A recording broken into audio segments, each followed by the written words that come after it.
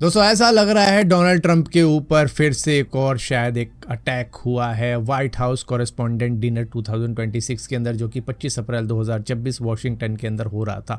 इस इवेंट के अंदर 2500 से ज़्यादा जर्नलिस्ट, पॉलिटिशियन, सेलिब्रिटीज़ मौजूद थे और यहाँ पर गन शॉट सुनाई देता है, जिसके बाद में तुरंत ही JD वैंस को, डोनाल्ड ट्रंप को वहाँ से रेस्क्यू करके निकाला जाता है। दरअसल हुआ ये कि एक armed attacker security checkpoint को किसी तरीके से क्रॉस करके अंदर घुस जाता है, जिसके पास में शॉट गन भी होती है, हैंड गन भी होती है, नाइफ भी होता है और उसके बाद में वो फायरिंग शुरू कर देता है। सभी को कहा जाता है कि टेबल के नीचे छुप जाओ, गेट डाउन गेट डाउन।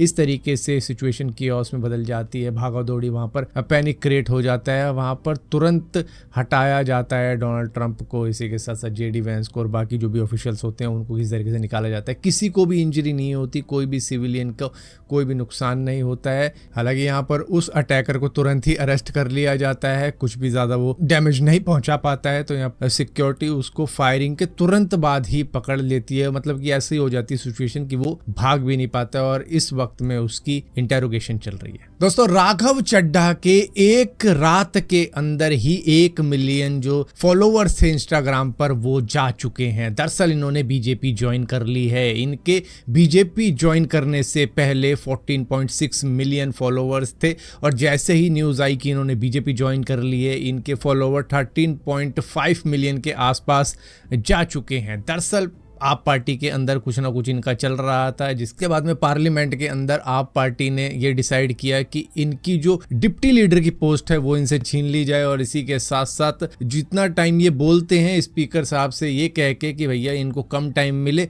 ऐसा भी कर दिया। जिसके बाद में अब बातें ऐसी हुई कि अब इन्होंने फाइनली बीजेपी ज्वाइन कर ली, जो कि उम्मीद नहीं लगा रही थी। यूथ जो कि काफ़ी ज़्यादा इनको फॉलो करती थी, ये जो भी चीज़ें बोलते थे पार्लियामेंट के अंदर वो रिलेटेबल लगती थी आम जनता के साथ में। लेकिन अब क्योंकि इन्होंने बीजेपी ज्वाइन कर लिया है, शायद ऐसा लग रहा है कि अब ये उस तरीके की बातें ना उठाए पार्लियामेंट के अंदर जैसी ये आम आदमी पार्टी के अंदर जब थे तब उठा देते थे, क्योंकि पहले शायद कोई और रीज़न रहा होगा। अब बीजेपी ज्वाइन कर ली, अब इनके शायद रीज़न चेंज हो जाए और पार्लियामेंट के अंदर अब इस तरीके के इशू ना उठाए जाएं जो कि पहले ये उठा रहे थे, जो कि यूथ को अट्रैक्ट कर रहे थे इनकी तरफ, जिसकी वजह से इनके फॉलोवर एक ही रात में इतने कम हो गए, जो कि इनके लिए भी शॉकिंग रहा होगा कि अचानक ये कैसे हो गया। दोस्तों स्कैम किसी के भी साथ हो सकता है, चाहे वो सेलिब्रिटी हो या फिर हम जैसे नॉर्मल लोग हों। अर्चना पूरन सिंह के बेटे आयुष्मान सेठी के साथ में क्रेडिट कार्ड स्कैम हो चुका है, जो कि 87,000 रुपीज का था।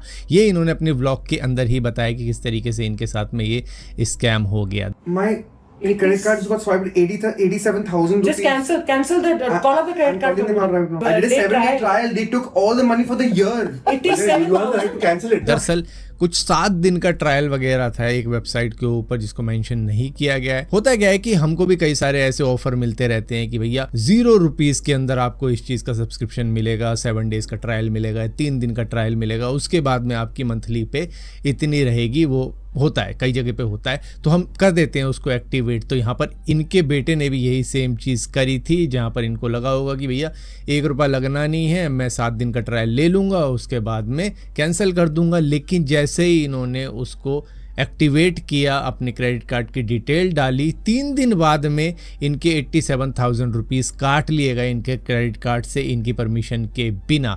जिसके बाद में हैरान रह गए कि ऐसा कैसे हो गया हमारे साथ में, जबकि 7 दिन का ट्रायल था, 3 दिन के बाद में ही मेरे साथ में इस तरीके की ट्रांजैक्शन हो जाती है। तो ये अब इनको एक स्कैम की तरह ही लग रहा है, लेकिन एक्चुअली में शायद वहाँ पर लिमिट 7 दिन की ना हो के 3 दिन की रही हो। लेकिन फिर भी ये कह रहे हैं कि भैया ये स्कैम हो चुका है 87,000 रुपीज़ का, जहाँ पर कहा तो ये गया था कि 1 भी रुपया नहीं लिया जाएगा आपसे ट्रायल पीरियड के अंदर, जिसके बाद में अगर आपको अच्छा लगता है तो ठीक है, आपकी पेमेंट कट जाएगी 7 दिन के बाद में, लेकिन इनकी 3 दिन में ही काट ली गई। दोस्तों हम में से बहुत सारे लोगों के लिए ऐसा होगा कि भाई हम हाई राइज बिल्डिंग्स के अंदर रहना चाहते हैं, हम ऐसी सोसाइटी के अंदर रहना चाहते हैं जहाँ पर सब कुछ रूल्स से चलता हो, सब कुछ चीज़ें बैलेंस रहती हो, लेकिन जो लोग वहां पर रह रहे हैं वो यहाँ की बुराइयां करते हैं, चाहे उन्होंने करोड़ों रुपए के फ्लैट ले रखे हों इन जगहों के ऊपर। जैसे कि ये शख्स ये बताते हैं कि सामने वाली बिल्डिंग के अंदर काफ़ी ज़्यादा कचरा है, कोई वहाँ रहता नहीं है, कबूतर अपना मलमूत्र वहाँ पर करते हैं, काफ़ी ज़्यादा इंसेक्ट होते हैं। उसके बाद में इस तरीके की हालत भी देखने को मिलती है, जो कि बिल्डिंग की पापड़ियाँ उखड़ रही हैं, ये भी दिखाया जा रहा है क्योंकि मेंटेनेंस प्रॉपर नहीं हो रही है यहाँ पर। और इसी के साथ साथ फिर एक और वीडियो सामने आ जाती है जो कि एक नोएडा के रेजिडेंट बताते हैं, जिसमें कि वो बता रहे हैं कि भाई हम जिस टावर में रहते हैं उसके अंदर 175 फ्लैट है, इसमें अगर लगाया जाए एवरेज कि 2 जने भी रहते हैं या फिर कहीं पे 3 रहते होंगे, कहीं पे 2 रहते होंगे, इस तरीके से भी लगाया जाए तो 400 से 500 लोग तो रहते होंगे एक टावर के अंदर।